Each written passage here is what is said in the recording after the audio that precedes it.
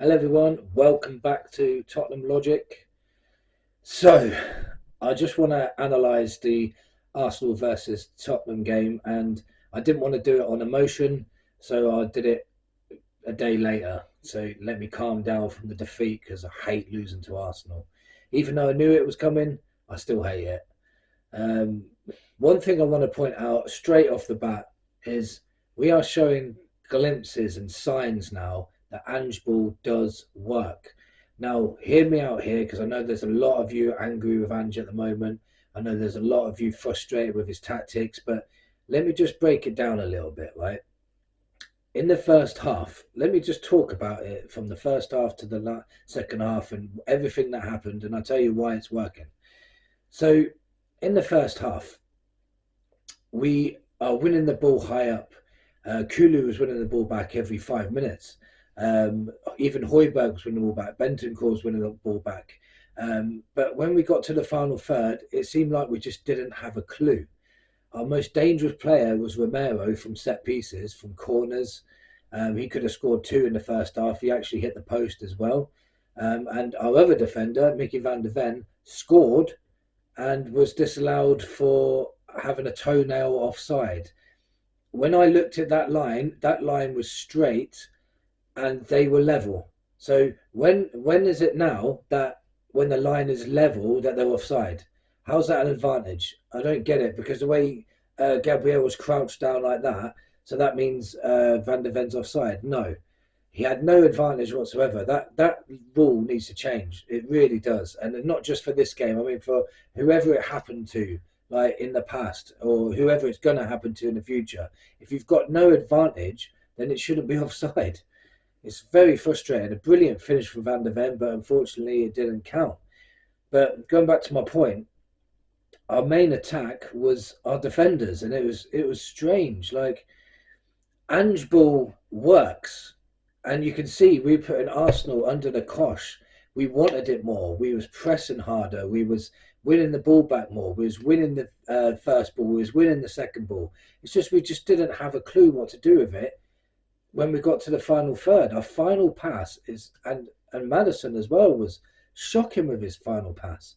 I tell you another person I don't want in my team, and I keep going off on tangents, but I'm going to keep doing it. Is Timo Werner. You play it forward to him. He sprints really fast to get it. He could easily sprint round his man, but what he decides to do is he cuts back and plays it backwards. And that's all he ever does. He'll get the ball and play it backwards or sideways. He never looks to play forward. The only time he ever thinks about playing forward is if he's near the box and then he'll try and drill it across the box. But other than that, if you ever give him the ball, he won't run at players. He won't take on players. He's always plays the safe pass. And after watching him against Arsenal, I've decided I don't want him to be signed. I really don't. Just get rid of him. Get someone better. He's not the man for me. Uh, so midfield with Højbjerg and Bentancur was working okay. There was winning the ball back. There was winning. Just think, there was winning the midfield battle of Rice, Odegaard, and Partey. How? But it looked like they were on top. And it sounds really weird to say after I've just said all that we went in 3-0 down. And this was not because of Ange Ball. Wait, let's go through it all. Why I think it's not because of Ange Ball and Ange Ball is working. When Arsenal scored their first goal, it's from a set piece, an own goal from us. We gave them that goal. Then the second goal came, and the second goal was basically because Kulusevski was diving earlier in the game, and I don't care how loyal a Tottenham fan you are, Kulu has been diving all through the first half. And when he actually did get tripped, the referee didn't believe him because he kept trying it on earlier on, so it's his own fault. And then Madison tried to do something and fell over, and then all of a sudden, Davis is massively exposed. And I'm not being funny, Davis ain't the quickest guy, and Davis was following the ball. He was looking where the ball was, didn't look behind him, and Saka had about 50 yards of space. You can't give Saka 50 yards of space. Udogie was playing, that wouldn't have happened. So, again, that's the only one time Ange Ball didn't work when they countered us. but because we had two players on the floor and they were looking for penalties. But then the third goal was again a set piece from a corner. The most disappointing thing is we had 16 days to plan against their corners, and all we did was stand the zonal mark and stand in the middle and do nothing. Van der Ven leaped about an inch off the floor. It doesn't seem like he can jump. And just and Havertz got an easy header. So the weirdest thing is we were the better side and we're 3-0 down. It was so strange and so frustrating. And then the second half came. We again were the better team. Not dominating so much, but we was winning the first ball and the second ball again, and we was getting on top again. And then forced Raya into a mistake, and Romero decided to stay up front for some reason. He said, I'm playing up front because no one else is doing anything. And he slotted it home like a seasoned veteran. He was a brilliant cool, calm finish from Romero. Then the jitters came up. Then Arsenal started jittering, started stumbling, started making mistakes, started panicking. And then all of a sudden, Rice booted Davis in the box and Sonny gets a penalty and it's 3-2.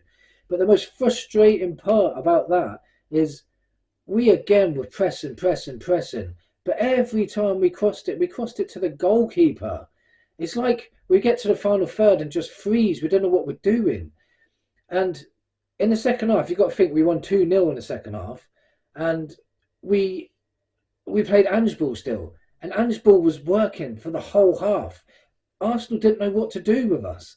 They said they'd dominate our midfield, but they didn't. And when Basuma and Sarr came on, we dominated the midfield even more, which was even stranger to me. It was the most frustrating game ever. There's so much. I wrote some notes down, so I don't miss anything. But yeah, Johnson had more of an impact than Werner. But again, he was doing the same. He wasn't doing his drills across the box and like he was before. He was doing everything right until the final third. Just think, right? If we get more quality up front and we get more clinical people up front, maybe get a strong DM as well. Somebody said play Romero as DM, and I'm not against that at all. That would be amazing. Romero, Dragushin, and Van der Ven. Romero plays like a midfielder anyway, so I think that's a really good idea. But Ange Ball does work. You could see it was working. Arsenal could not cope with us, not at all. And when Arsenal tried to play their game, they just couldn't. So it does work. There's two things we need to do: is try and do better against low block sides, improve our attack, and get a good DM. And I think Ange Ball will work. I really do. I can see glimpses of it now, and you'll see more of it against Chelsea on Thursday. I'm telling you now, if we play like that against Chelsea, we're going to beat Chelsea as well. And Liverpool on the decline as well. So we could even beat Liverpool. So it's not all doom and gloom. I knew we would lose this game, but I didn't think we'd be this good against Arsenal. I thought it'd be like 3 or 4-0 to Arsenal. I really did. How good they were and how poor we were. So credit where it's due. Tottenham done okay. There's still a lot of work to do. We can still, if we finish fifth, I'm happy with that anyway. We can win Europa League. I don't think we can win the Champions League. So, and I've said that on another video anyway. Let me know in the comments how you think the game went. And do you think Ange Ball works, or do you want him out? People saying Ange out, but that's ridiculous. Please, come on. He needs time. Arteta's had 5 years. Jurgen Klopp's had 7 years. You know what I mean? So just give him time and see what happens. If we get to this time next season, we're fighting for 5th or 4th, and we're getting battered by Newcastle and Fulham, then yes, I'll start agreeing with you. But other than that, Ange Ball will work. I can see it. Just mark my words. And come on, you Spurs.